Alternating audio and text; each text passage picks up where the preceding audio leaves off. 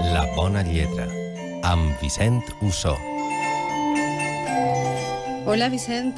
Hola, què tal? Què tal? Tècniques d'escriptura i curiositats en la teva secció. Què ens portes avui? Quina és la proposta? Avui parlarem d'una tècnica cinematogràfica que també pot fer-se servir en la narrativa de ficció, del suspens. Parlarem avui. M'agraden molt les pel·lícules de suspens i com funciona aquest recurs en l'escriptura. En primer lloc, hem de proporcionar al lector una certa informació, l'hem de posar en context per a que el nostre efecte tinga validesa. Hem de crear les condicions adequades per conduir-lo a una situació emocional prèvia que necessitem per a que estiga tot preparat i aleshores hem d'incrementar la tensió del relat fins a un punt més elevat per a que ja sacsege, diguem, un poc el relat. Bàsicament utilitzarem aquesta tècnica quan necessitem en un moment massa pla, necessitem donar-li un impuls a la trama, per exemple, i augmentar el clímax i generar tensió. Però hem de tindre present una qüestió, i és que és un efecte que caduca de seguida. El pero, que traus de seguida. Clar, és que les coses sempre tenen dues cares, no? La lluna també. Sí. Aleshores, caduca de seguida i per tant és complicat sustentar tota una narració, i no dic ja una novel·la, en el suspens. Així com sí que podem sustentar-la en el misteri, que és un procés que va... Més d'ella recorregut, clar, no? va lentament solucionant-se, per dir-ho així, el suspens caduca de seguida. I al mateix temps, l'abús del suspens, és a dir, si repetirem situacions en què demanem al lector que entre en aquest estat emocional, al final el lector se cansaria, s'avorriria i tampoc aconseguiríem l'efecte que busquem. De tota manera, jo crec que sempre serà millor que escoltem algú que ho expliqui bé, que ho expliqui millor que jo, en tot cas. Millor que tu bé, millor que tu és difícil. I tant, ja veuràs com sí. Sí? A veure, vinga, escoltem-ho. Nosaltres estem parlant. Potser hi ha una bomba sota d'aquesta taula i la nostra conversa és molt anodina. No passa res especial. I de sobte, bum, explosió. El públic queda sorprès, però abans d'estar-ho ha vist una escena completament anodina, sense interès. Examinem ara el suspens. La bomba està sota la taula i el públic ho sap. Probablement perquè ha vist que l'anarquista la posava. El públic sap que la bomba esclatarà a la 1 i sap que és la 1:15. Hi ha un rellotge en el decorat. La mateixa conversa anodina es torna de sobte molt interessant, perquè el públic participa en l'escena. Té ganes de dir als personatges que estan a la pantalla: no hauries d'explicar coses tan banals. Hi ha una bomba sota la taula i aviat va esclatar. En el primer cas, s'han ofert al públic 15 segons de sorpresa. En el segon, 15 minuts de suspens. I la música també és de suspens. També. De fet, el text pertany al gran mestre del suspens. És la llarguíssima entrevista que li fa François Truffaut al senyor Alfred Hitchcock, on dona la seva definició de suspens. Sí, i esta música és la de Amb la mort als talons. Recordes esta pel·lícula tan bonica. Hitchcock en sabia molt de suspens i planteja una situació molt típica de les seues pel·lícules. Tu estàs mirant el que passa i dius, no, vaig, espera ahí, no puges, no. Ahí està la clau. De fet, el que diu Hitchcock és que l'espectador ha de disposar d'una informació, per això pot dir ves per ací o no vaig per allà, que el personatge ignora. I per tant és aquesta contraposició entre la ignorància del personatge que el fa comportar-se d'una manera i el coneixement que té el lector o l'espectador que el fa patir per aquesta situació que no domina el personatge, d'on naix el suspens. Però, a pesar de la definició de Hitchcock, també es pot produir suspens quan personatges i lector tenen, o espectador, tenen la mateixa informació. I posaré un exemple cinematogràfic, un poc més antic. Si recordeu la imatge de Harold Lloyd penjant de les busques del rellotge en aquella torre, és també una situació de suspens. En aquell moment, tant del personatge com nosaltres tenim la mateixa informació i, en canvi, també patim per veure com se resoldrà. Com passarà, clar. En aquest cas, el que no saps és, ni ell tampoc, és quin és el desenllaç, no? Com es pot jugar per a fer el suspens més o menys intens? Hauríem de tindre presents dos factors que afecten a la intensitat del suspens. Un és la magnitud del perill. Com més gran siga el risc o el perill que corre el protagonista, major serà la sensació... O si eres el primer que hi sense seguir, ja saps.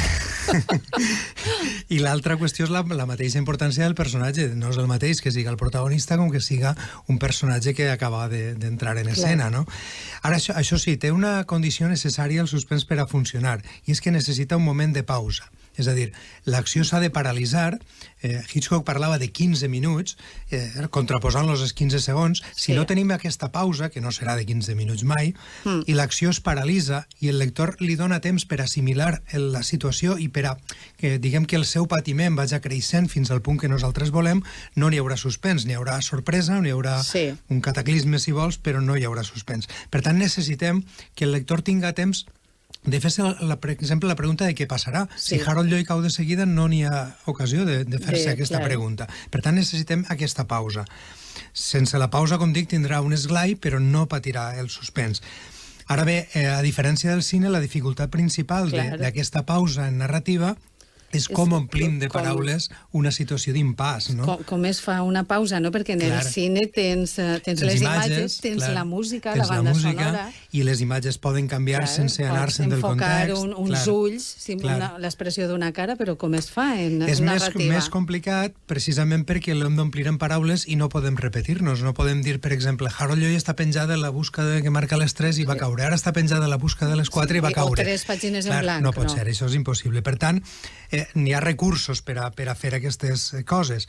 D'entrada, jo distingiria si el que volem és crear un efecte puntual, un suspens en un moment puntual perquè necessitem fer créixer l'atenció del relat en un moment determinat, o si el que volem és incardinar-lo en la trama. A mi m'interessa més quan podem incardinar en la trama i quan la situació de suspens el que fa és provocar un avanç en l'acció.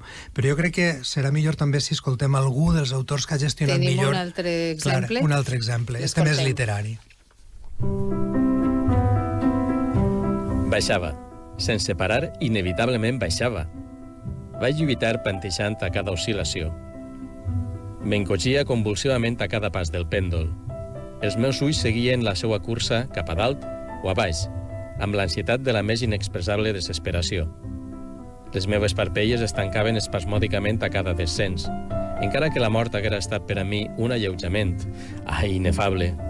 Però cada un dels meus nervis s'estremia, tanmateix, en pensar que el més petit lliscament del mecanisme precipitaria aquest lluent afilat eix contra el meu pit.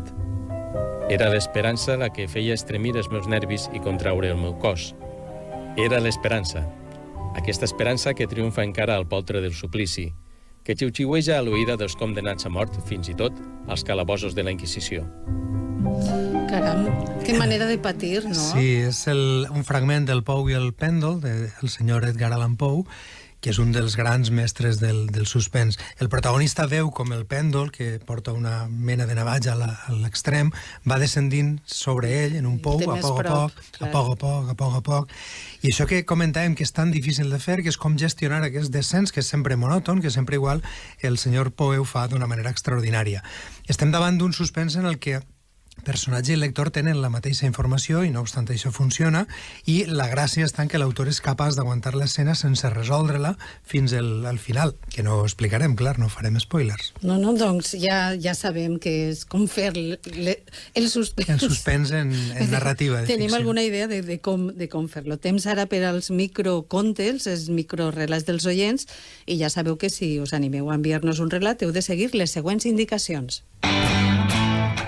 Escriu un relat que dure com a molt 1 minut llegit a ritme normal. Grava'l i envia'l en una nota de veu al 687 61 68 90. Envia una altra nota de veu presentant-te i dient el títol. I el relat d'avui ens arriba des de Castelló. El meu nom és Joan Miquel Palomar. El meu relat us ho he enviat des de Castelló i el títol és Sense televisió. Viuré sense escoltar ni veure les notícies. La televisió és un moble més del menjador. Ja no he comptat morts ni ferits. La sang no para a taula i la por no cobreix la llar. Tombat al sofà, al migdia he sentit als veïns.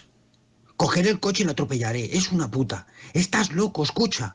A la mierda, joder. Que me dejes, vieja loca. Cols i veu llunyanes. El so de les motos i els cotxes m'allaureixen la vespre en una caminada sense fi. S'enfosqueix mentre s'encenc un llum tènue per llegir Tiempo de silencio. Borden els gossos. Que no me quiere, se va con otro, mala puta. Estás loco, la asistente social nos ayudará.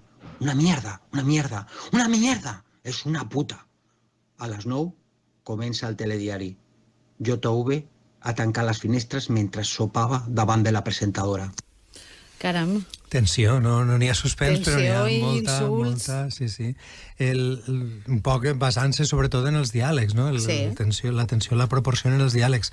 Em ve al cap una qüestió, i és el canvi de registre lingüístic del narrador respecte als personatges. Això és una qüestió que suposa que l'autor ho ha fet per la literalitat de voler expressar una situació que ell imaginava d'aquesta manera, però que ens hauríem de plantejar moltes vegades, perquè jo la pregunta que em faig és si les dos personatges que dialoguen hagueren parlat en albanès, què hagueren fet amb ells, no? Probablement els hagueren traduït, no? Per tant, és una decisió que moltes vegades els autors no es plantegen, precisament perquè en el nostre àmbit és perfectament normal.